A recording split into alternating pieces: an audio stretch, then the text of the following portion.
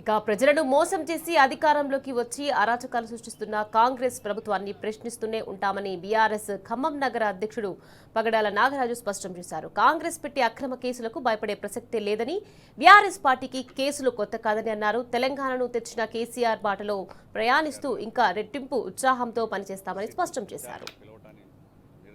మరి ఖమ్మంలో జరిగినటువంటి వందలాది మంది బీఆర్ఎస్ పార్టీ నాయకులు కార్యకర్తలు ఆ రోజు రోడ్డెక్కి మోటార్ సైకిల్ ర్యాలీలో పాల్గొని దిష్టిబొమ్మ దహనం చేసే కార్యక్రమంలో జరిగినటువంటి అక్కడ చిన్న తోపులాట్లో దాన్ని బేస్ చేసుకొని నా మీద అక్రమంగా పోలీసు వాళ్ళు కేసు పెట్టి జైలుకి పంపడం జరిగింది. మరి 20 రోజుల పాటు జైల్లో ఉండి నేను మరి నాతో పాటు మరి బీఆర్ఎస్ పార్టీ కార్యకర్తలు నాయకులు వెంకటు ఉపేందరు అదేవిధంగా మిగతా ముగ్గురు మరి వాళ్ళు కూడా ఇల్లు వాకిలు వదిలిపెట్టి వాళ్ళు కూడా యాంటిసిపేటర్ బెయిల్ తీసుకొని వాళ్ళు కూడా బయట తిరుగుతూ ఉన్నారు. మరి ఇవాళకి మేము 20 రోజులు జైలు జీవితం అనుభవించి వచ్చాం.